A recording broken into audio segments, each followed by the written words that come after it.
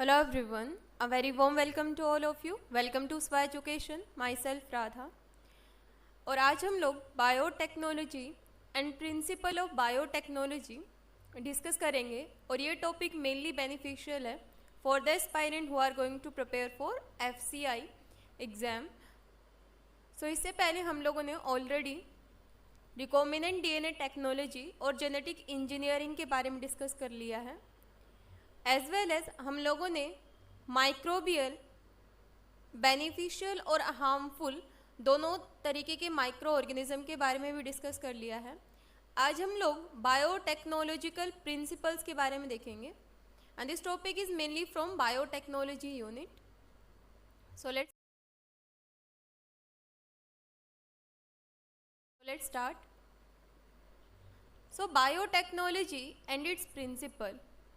Biotechnology is the use of technology for modifying or manipulating a biological system for the benefit of human being. So biotechnology दो term से मिलके बनता है, biology and technology. सो इसमें हम लोग क्या करते हैं, टेक्नोलॉजी का यूज़ करके मैनिपुलेट करते हैं बायोलॉजिकल सिस्टम को. क्यों मैनिपुलेट करते हैं? फॉर द वेलबींग और the benefit of human being. Biotechnology is widely used in several field. Biotechnology का यूज़ कहाँ कहाँ होता है? एग्रीकल्चरल फील्ड में होता है, मेडिकल फील्ड में देखने को मिलता है, and production of various commercial products such as alcohol, wine, chemical. So इन सब के प्रोडक्शन में बायोटेक्नोलॉजी एक मेजर रोल प्ले करती है. Next one is What is biotechnology? Biotechnology क्या होता है? सो बायोटेक्नोलॉजी बायोलॉजी और टेक्नोलॉजी इनसे मिलके बना हुआ होता है. So biotechnology is an amalgamation of biology and technology for our betterment and sustainable development. So modern biotechnology के अंदर हम लोग जेनेटिक इंजीनियरिंग के बारे में देखते हैं, बायो इन्फॉर्मेटिक्स के बारे में देखते हैं, बायो प्रोसेस इंजीनियरिंग के बारे में देखते हैं. जेनेटिक इंजीनियरिंग क्या होता है? जेनेटिक इंजीनियरिंग जैसे कि हम लोगों ने प्रीवियस लेक्चर में भी डिस्कस किया था, इसमें क्या किया जाता है, जीन ऑफ इंटरेस्ट को हम लोग वेक्टर के साथ में लाइगेट करते हैं, ट्रांसफॉर्म करते हैं और एक रिकॉम्बिनेंट का प्रोडक्शन किया जाता है. बायो प्रोसेस इंजीनियरिंग क्या होता है? The production of various product such as enzyme, antibodies, organic acid, vaccine is facilitated and done on a large scale, and the desired microorganisms are grown under controlled, sterile and suitable condition for this purpose. So bioprocess engineering का use enzyme, antibodies, organic acid इनका large scale production के लिए use किया जाता है.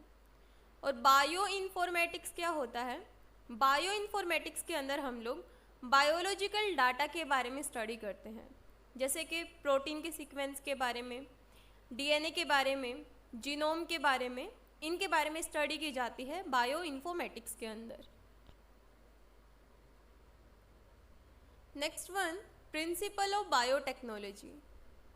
सो modern biotechnology is highly dependent on genetic engineering and bio process engineering.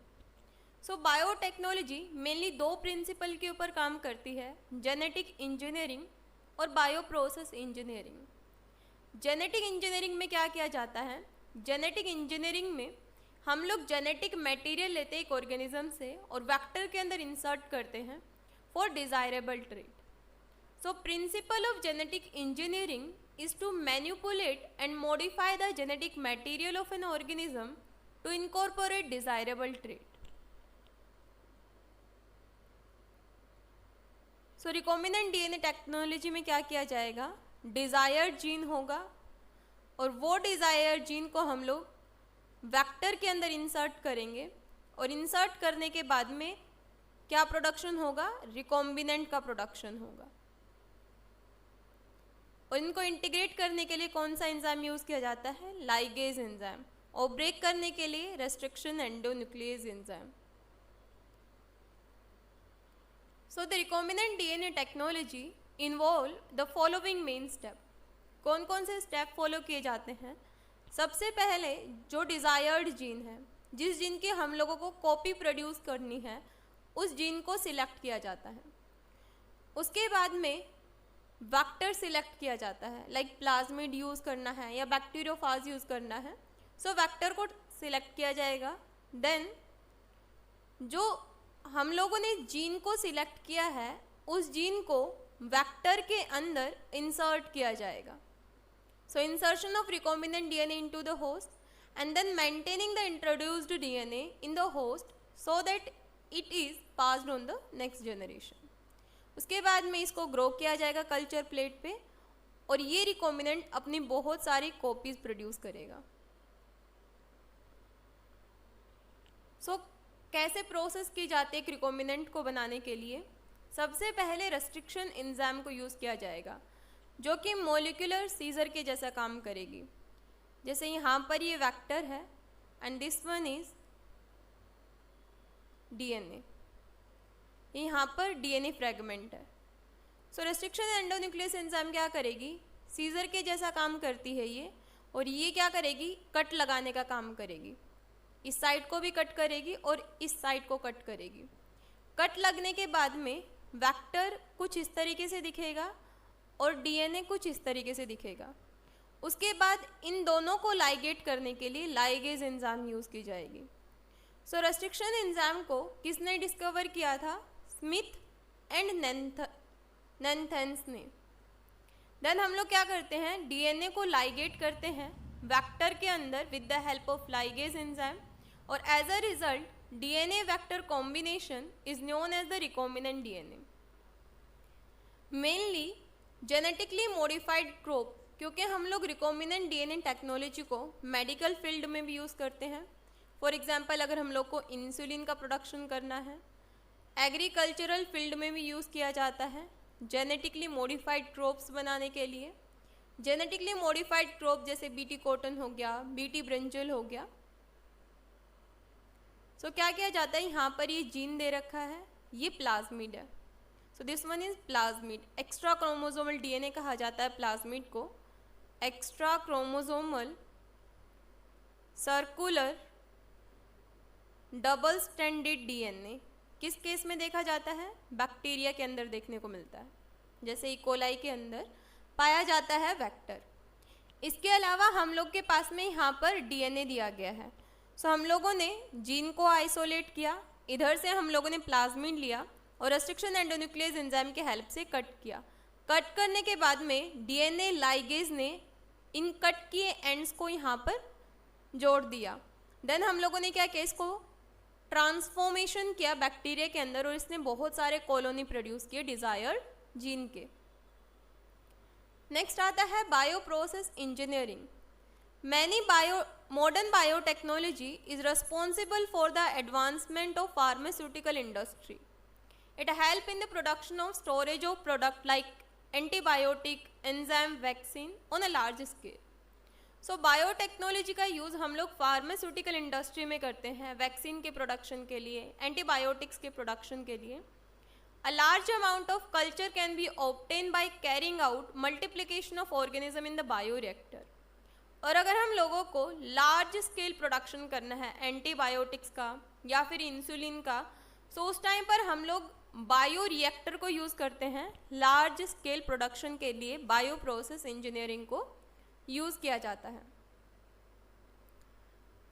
सो क्या method follow किया जाता है? सबसे पहले host organism containing the recombinant DNA is cultured in a sterile bioreactor by providing suitable growth condition. Bioreactor fermenter के जैसा ही दिखता है। सो इसमें क्या किया जाता है? बायोरिएक्टर के अंदर जो हम लोगों ने जेनेटिक इंजीनियरिंग से वेक्टर एंड डीएनए का रिकॉम्बिनेंट बनाया है, उसको यहाँ पर कल्चर किया जाएगा। एक मीडिया यहाँ पर प्रोवाइड करवा दिया जाता है और उसको कल्चर किया जाता है। Then the obtained product are subjected to a series of process before being marketed.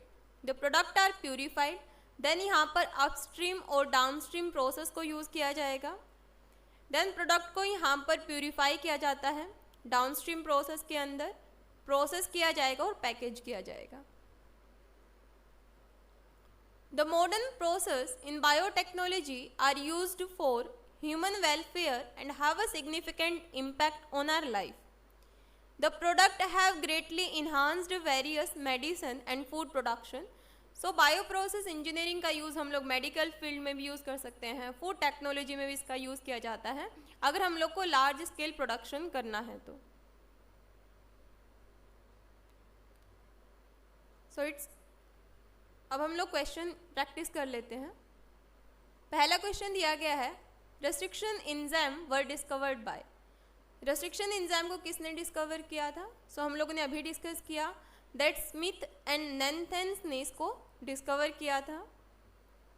Next one is which enzyme is used to join together two different type of DNA molecule. So join करने का काम कौन सा करता है? Ligase enzyme. इसको एक और टर्म से हम लोग मॉलिक्यूलर ग्लू के नाम से जानते हैं। Next one is plasmid are used as a cloning vector for which of the following region. अब हम लोगों ने प्रीवियस लेक्चर में डिस्कस किया था दैट वेक्टर या प्लाज्मिड की क्या क्या प्रॉपर्टी होंगी। सो प्लाज्मिड अगर वेक्टर के जैसा काम करेगा सो सेल्फ रेप्लिकेशन की प्रॉपर्टी होनी चाहिए और आई साइट प्रेजेंट होनी चाहिए, स्मॉल इन साइज होना चाहिए, लार्ज कॉपी नंबर होना चाहिए। जब ये सारे प्रॉपर्टी किसी के पास होंगे सो वो एज अ वेक्टर काम करेगा। सो प्लाज्मिड एज अ वेक्टर कब काम करेगा? जब इनमें से कौन सा प्रॉपर्टी होगा? सेल्फ रेप्लिकेशन की प्रॉपर्टी उसके पास प्रेजेंट होगी। What is genetically modified crop? So BT cotton, BT brinjal, golden rice तीनों ही जेनेटिकली मॉडिफाइड क्रॉप हैं और सबसे पहले जो जेनेटिकली मॉडिफाई की गई थी that is tobacco. So the first transgenic plant to be produced is, पहला ट्रांसजेनिक प्लांट जो प्रोड्यूस किया गया था that is tobacco. Excision and insertion of gene is called. So excision means cut करना gene को, देन उसको insert या ligate करना। ये कहाँ पर पढ़ा हम लोगों ने? जेनेटिक इंजीनियरिंग के अंदर। So thank you so much everyone. I hope आपको आज का लेक्चर पसंद आया होगा। So if you like the video then please don't forget to like, share and subscribe this channel for more such kind of videos, and if you have any query regarding this lecture you can comment down below. Thank you so much.